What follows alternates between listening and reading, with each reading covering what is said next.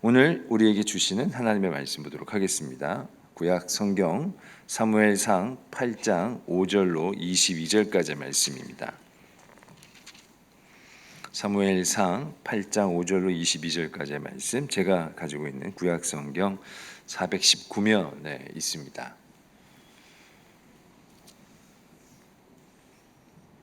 사무엘상 8장 5절로부터 22절까지의 말씀, 저와 여러분들 한 절씩 교독 드리도록 하겠습니다.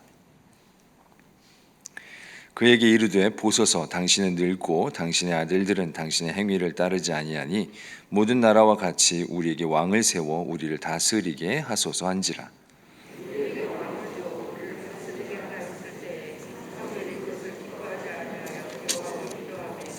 여호와께서 사무엘에게 이르시되 백성이 내게 한 말을 다 들으라. 이는 그들이 너를 버림이 아니요 나를 버려 자기들의 왕이 되지 못하게 함이니라.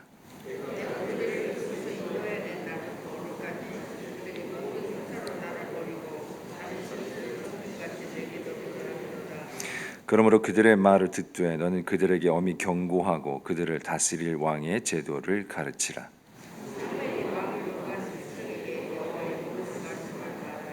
이르되 너희를 다스릴 왕의 제도는 이러하니라. 그가 너희 아들들을 데려다가 그의 병거와 말을 어거하게 하리니 그들이 그 병거 앞에서 달릴 것이며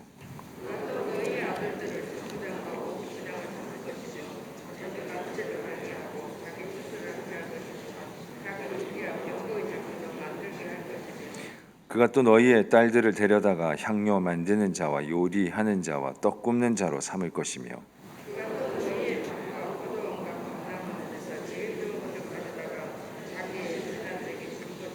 그가 또 너희의 곡식과 포도원 수산의 11조를 거두어 자기의 관리와 신하에게 줄 것이며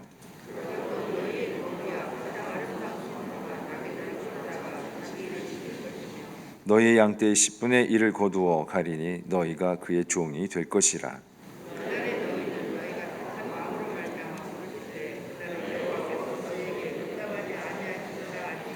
백성이 사무엘의 말 듣기를 거절하여 이르되 아니로소이다. 우리도 우리 왕이 있어야 하리니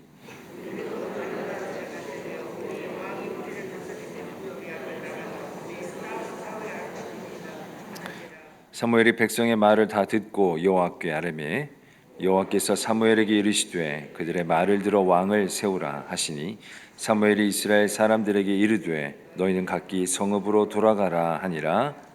아멘. 하나님의 말씀입니다. 하나님의 은혜와 평강이 여러분들의 삶 가운데 임하기를 원합니다. 하나님께서 오늘 또 귀한 은혜의 말씀을 통해서 우리 모두가 또 도전받기를 원합니다. 어린아이들이 읽는 그 아동 서적 중에 만약 세계사에 이런 일이 없었더라면 이라는 그런 책이 있습니다. 대략 이런 내용들이 있는데요. 거기 보면 콜럼버스가 만약 서쪽으로 가지 않았다면 어떻게 됐을까? 나폴레옹이 유럽을 정복하지 않았다면 어떻게 됐을까? 혹은 독일의 히틀러가 태어나지 않았더라면 어떻게 되었을까? 라는 이런 내용들이 대략 기록되어 있습니다. 사실 여러분, 우리가 살아가면서 우리가 바꾸고 싶은 과거들이 참 많이 있습니다. 후회되는 일들일수록 더욱 그러하고, 혹은 우리가 살아오면서 수많은 역사 속에서 그런 부분들이 잘못된 거라고 생각되면 우리는 그런 것들을 더더욱 바꾸고자 하는 그런 마음이 우리에게도 있습니다.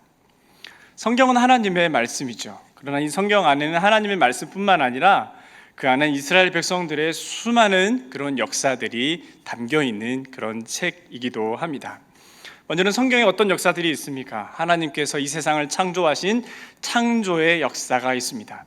그리고 아브라함을 부르시고 그 아브라함을 족장으로 삼으셔서 쭉 족장의 이야기들이 또 펼쳐지게 되고, 나중에 이스라엘 백성들이 이제 가나안 땅에서 또 살아가게 되고, 나중에 애굽으로 갔을 때 애굽에서의 400년, 그리고 이제 그들이 출애굽하여 광야에서의 또 40년 동안의 생활들, 또 그리고 가나안에 정착해서 가나안 정착 생활, 그리고 사사시대를 이어서 그 이후에 왕정시대, 그리고 포로시대, 이렇게 해서 또 예수님이 오신 그런 시대까지 이렇게 수많은 역사들이 있는 것을 확인하게 됩니다. 자, 그러면 우리가 이 성경의 수많은 역사들 중에서 이런 일들은 일어나지 않았으면 어땠을까? 라고 생각되는 것이 있다면 무엇이 있을까요? 뭐 여러 가지가 있겠지만 그 중에 뭐 이런 것들이 있지 않을까요? 만약 아담과 하와가 그 선악과를 따먹지 않았으면 어떻게 됐을까? 혹시 가인이 아벨을 죽이지 않았다면, 혹은 삼손이 들릴라를 만나지 않았다면, 혹은 가룟 유다가 예수님을 배반하지 않았더라면, 그러니까 성경에도 이러한 내용들을 우리가 또 생각해 볼 수가 있는 거죠. 자, 그렇다면 오늘 우리가 본문 이 내용은 우리가 어떻게 또 생각할 수 있을까요? 오늘 본문은 이스라엘 백성들이 왕을 요구하는 내용입니다.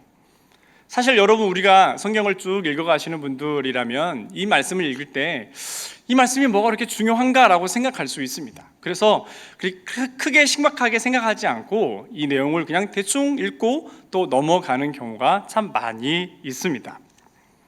그런데 여러분, 오늘 이 본문에 나오는 이 내용은 너무나도 중요한 내용입니다.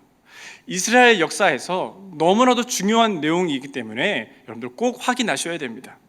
여러분, 이스라엘 멸망이 근본적으로, 사실은 이스라엘이 멸망했던 그런 여러 가지 이유들이 많이 있습니다. 하지만 그 이유들 가운데 가장 근원적인 이유를 찾자면 제 생각에는 바로 오늘 사무엘상 8장이 아닌가라는 그런 생각을 하게 됩니다.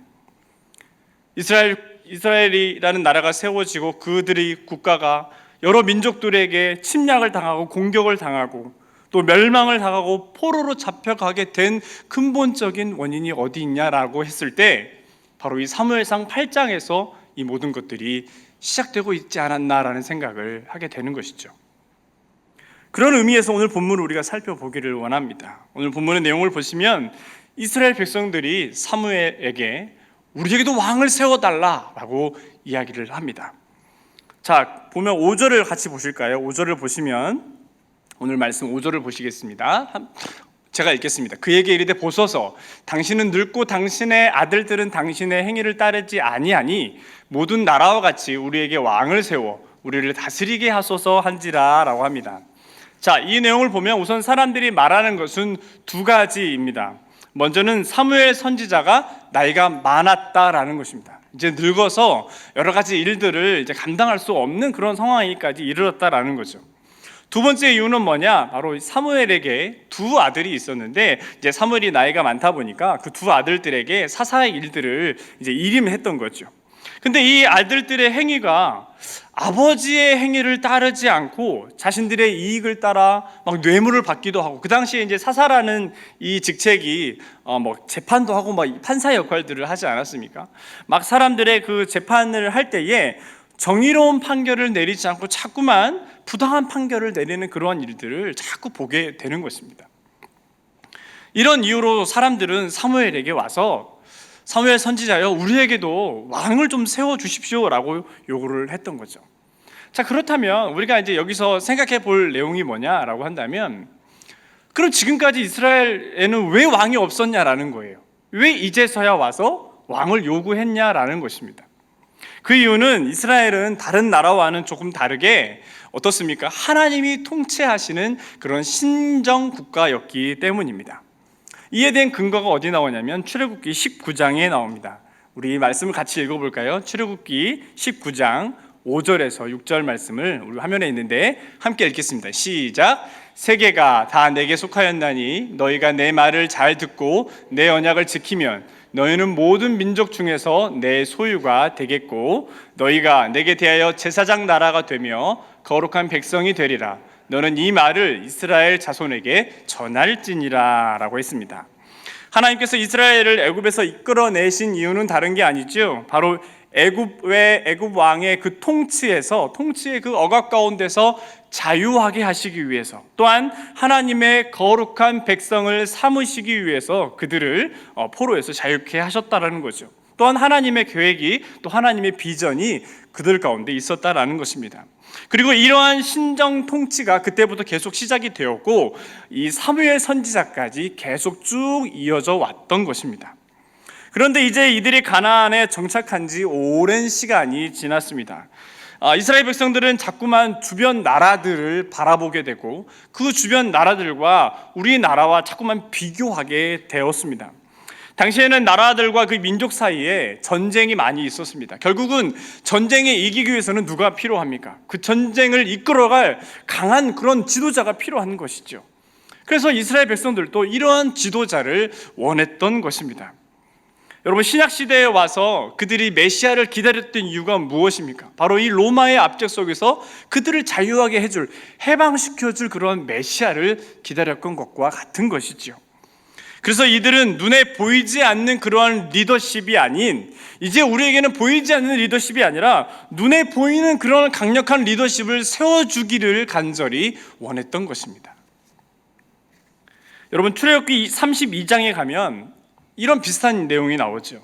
이스라엘 백성들이 출애굽한 지 3개월이 지났습니다. 그리고 이들이 어디에 도착하냐면 하나님이 약속하셨던 그 시내산에 도착하게 됩니다. 하나님의 영광이 그 시내산에 가득했고 사람들은 그 천둥과 번개가 치는 그 시내산 그 밑에서 부들부들 떨면서 막 두려워하고 있었을 때였습니다. 그때 하나님께서 모세를 불러서 시내산으로 올라오게 하십니다. 그리고 그에게 하나님의 율법을 주시죠. 우리가 잘 아는 십계명을 주셨고 또 여러 가지 이스라엘 백성들이 하나님의 거룩한 백성으로서 지켜야 할 많은 율법들을 그 안에 다 말씀을 하셨습니다. 자, 그런데 문제는 이것이 하루 만에 끝난 게 아니지요. 모세가 이 시내산에 올라간 지 며칠이 흘렀습니까? 무려 40일이 지났습니다.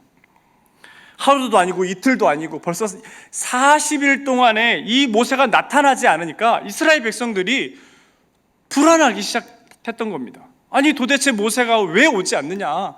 모세가 죽은 거 아니냐? 왜 모세가 우리를 버리고 떠난 거 아니냐라고 사람들이 계속해서 물었던 거죠. 모세를 찾고 있었던 것입니다. 자, 그런데 그때 사람들은 모세의 형인 이 아론을 불러다가 이 한 가지의 요청을 하죠. 출애굽기 32장 1절에 이렇게 이야기합니다. 백성이 모세가 산에서 내려옴이 더딤을 보고 백성이 아론에게 이르러 말하되 일어나라, 우리를 위하여 우리를 인도할 신을 만들라. 이 모세 곧 우리를 애굽 땅에서 인도하여 낸 사람은 어찌 되었는지 알지 못함이니라 라고 합니다. 자, 이 구절에서 자세히 우리가 봐야 할 내용은 뭐냐? 바로 우리를 인도할 신을 만들라라고 요청하고 있다라는 겁니다. 여러분, 이들이 이렇게 말하는 이유가 있죠. 왜냐하면 지금까지 이스라엘 백성들을 인도한 지도자는, 자신들의 눈에 보이는 지도자는 누구였습니까? 바로 이 모세였습니다. 이들은 사실 모세만 바라보고 여기까지 왔던 것이죠. 또한 이들은 하나님께서 세우신 이 모세와 함께 애굽의 정권이 무너지는 것을 직접 목도하였습니다. 또한 홍해를 건너는 그런 기적들을 그들이 경험했던 것이죠. 그런데 막상 자신들의 눈앞에 이 모세가 보이지 않으니 불안해지기 시작했던 것입니다. 우리 이러다가 여기서 다 그냥 굶어 죽는 거 아닌가? 우리 다시 애굽으로 돌아가야 되는 거 아닌가라는 그러한 걱정을 했던 것이죠. 결국 아론은 백성들의 이 아우성을 이기지 못하고 결국은 금송아지를 만들어 냈던 것입니다. 우리에게 신을 만들라, 우리를 인도할 신을 만들라, 보이지 않는 신 말고 보이는 신을 우리에게 만들어 주라라고 요청을 한 것입니다. 여러분, 왜 금송아지를 만들었을까요? 하필이면 그 수많은 동물들 중에 사자도 있고 호랑이도 있고 되게 멋있는 동물, 힘있고 좋은 동물도 많잖아요. 근데 왜 하필이면 송아지였을까요? 이들이 애굽에서 평생 봐온 우상이 바로 이 송아지였던 것입니다. 애굽의 가장 힘있고 중요한 이 우상이 바로 이 소 우상을 하고 있거든요. 성지순례 가서 이집트에 가보면 소 우상들이, 형상들이 상당히 많이 있는 것을 보게 됩니다. 그만큼 이 소의 형상을 그들이 중요하게 여겼기 때문에, 또한 이스라엘 백성들이 그곳에서 평생 봐온 게 뭐예요? 바로 이 소 우상인 거예요. 그럼 뭐를 만들까? 자신들이 봐왔고 배워왔던 것들을 그대로 만드는 거 아니겠습니까? 그래서 금을 입히고 그것을 자신들이 인도할 신이라고 생각하면서 그 우상을 만들어 냈다라는 것이죠. 여러분, 다시 본문으로 돌아오면 이 금송아지 사건과 오늘 본문에 나오는 이 내용을 한번 비교해서 생각해 보기를 원합니다. 이 두 가지의 사건의 공통점이 여러분 무엇입니까? 바로 눈에 보이지 않는 하나님의 리더십을 무시하고 눈에 보이는 리더십을 세워달라고 요청한 거죠. 오늘 말씀의 제목처럼 그들에게는 이미 왕이 있음에도 불구하고 그 왕을 버리고 자신들을 인도할 또 다른 왕을 그들이 세워주기를 요구했던 것입니다. 하지만 여러분, 이 두 사건에 이거 외에 또 다른 공통점이 있습니다. 그것은 바로 이들의 요구가 바로 하나님 앞에 엄청난 죄악이었다라는 것입니다. 하나님을 배신하는 그러한 행위였다라는 것이죠. 여러분, 하나님이 저들에게 원했던 것은 다른 게 아닙니다. 그들의 하나님이 되기를 원하셨습니다. 또 그들이 하나님의 백성으로 그 살아가는 그 기쁨을 얻고 또 하나님과 함께 동행하며 살아가기를 하나님께서 간절히 원하셨던 것이죠. 그런데 지금 이스라엘 백성들이 이러한 것들을 지금 거부하고 있었다라는 것입니다. 여러분, 이에 대해서 오늘 본문에 대해서 하나님께서 어떻게 반응하셨을까요? 6절을 보시면 이렇게 되어 있습니다. 오늘 말씀 6절을 보시면 여호와께서 사무엘에게 이르시되 백성이 내게 한 말을 다 들으라. 이는 그들이 너를 버림이 아니요 나를 버려 자기들의 왕이 되게 하지 못함이라 라고 이야기합니다. 이스라엘 백성들이 사무엘에게 와서 이 왕을 세워달라고 요구했을 때 사무엘은 여러분, 이것은 하나님이 기뻐하시는 일이 아닙니다 라고 사람들한테 이야기하죠. 그러면서 우리가 읽지는 않았지만 그 다른 내용들 중에 보면 너희가 만약 왕을 세웠을 때 이러한 여러 가지 어려움이 있을 것이다. 왕이 너희 자녀들을 종으로 데려갈 것이고 너희 자녀들을 군사로 데려갈 것이다. 여러 가지 어려운 일들이 있을 것인데 그래도 왕을 세울래? 라고 이렇게 물어봤던 것입니다. 자, 그런데 하나님의 그 마음이 어땠습니까? 하나님의 반응은 어땠습니까? 하나님의 반응은 7절에서 8절의 말씀을 보시면 하나님의 반응이 나옵니다. 거기 보시면 여호와께서 사무엘에게 이르시되 백성이 내게 한 말을 다 들으라. 이는 그들이 너를 버림이 아니요 나를 버려 자기들의 왕이 되지 못하게 함이니라.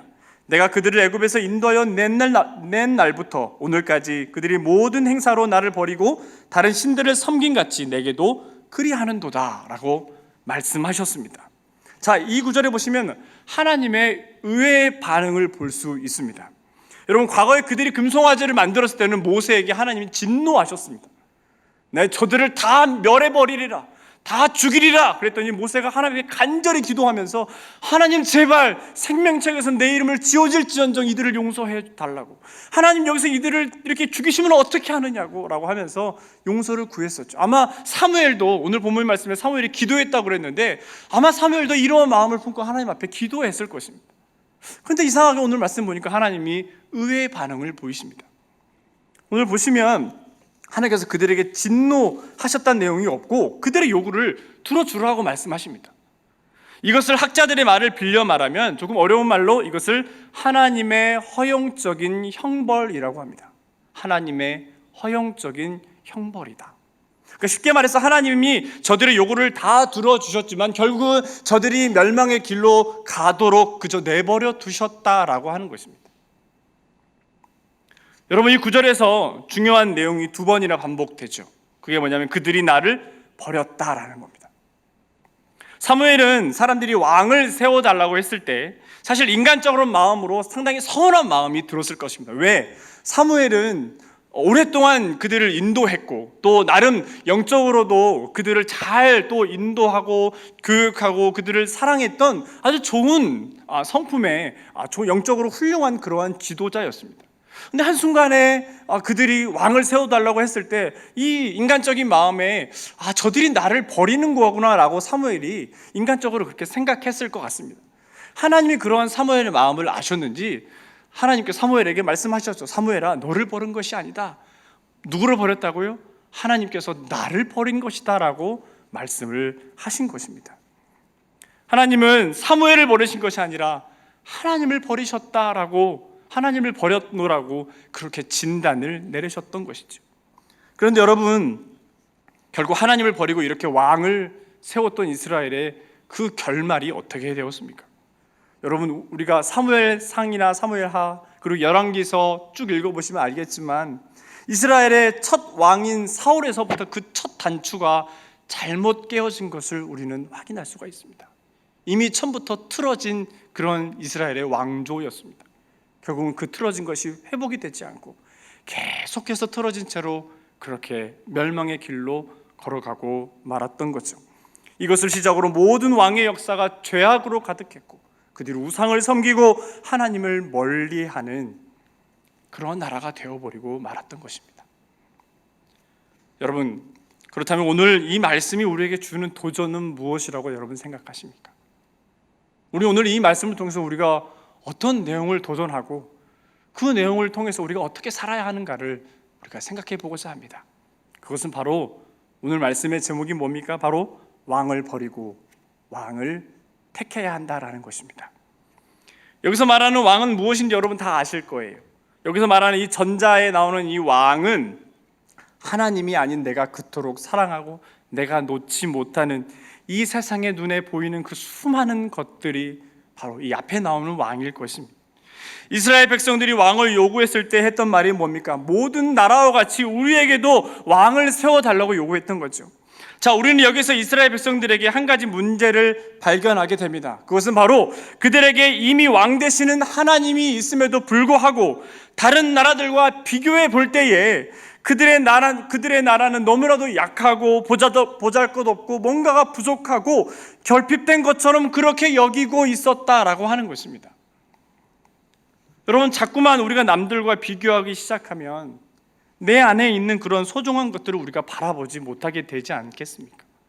오늘 낮에 우리 담임 목사님 말씀하셨던 것처럼 우리에게 있는 것이 작고 하찮아 보여도 여러분, 그것이 우리에게 너무나도 소중한 것임을 우리는 기억해야 하는 것 아니겠습니까? 그것으로부터 우리에게 능력이 나오고 그것으로부터 많은 그 하나님의 은혜가 흘러나오는 거 아니겠습니까? 여러분, 우리 안에 무엇이 있습니까? 바로 예수 그리스도 그 보배가 있지 않습니까? 그렇기 때문에 우리의 인생은 소중한 것입니다. 그렇기 때문에 우리가 남과는 비교할 수 없는 그러한 은혜를 우리가 이미 받고 누리고 있다라는 그런 사실인 것이죠. 그런데 이스라엘 백성들이 자꾸만 비교하기 시작합니다. 자신들에게 보이지 않는 더 강력한, 그들보다 더 훌륭하고 강력한 하나님이 왕되심을 그들에게 있음에도 불구하고 보이지 않는 하나님이셔서 그랬던 건지 그들이 그것을 거부하고 보이는 리더십을 그들이 요구하고 말았던 것이죠.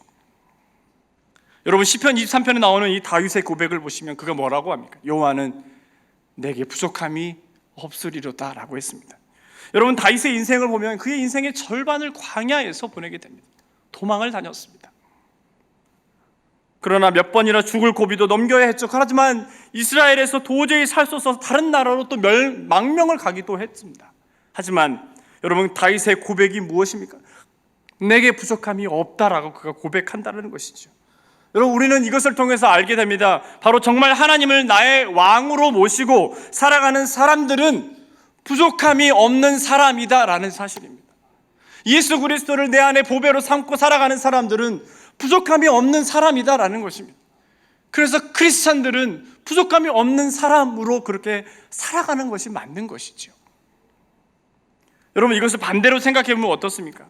우리가 안에 보배가 되신 그 예수 그리스도가 우리 안에 없다면, 우리가 하나님을 왕으로 우리가 모셔오지 않는다고 한다면 그런 사람들은 채워지지 않는 그러한 허전한 마음으로 날마다 괴로워하며 불안해하며 내가 어디로 가야 할지, 내가 무엇을 선택하며 살아야 할지 그 마음에 늘 평안이 없고 늘 불안하고 걱정이 가득한 그런 삶을 살아갈 수밖에 없다라는 것이죠.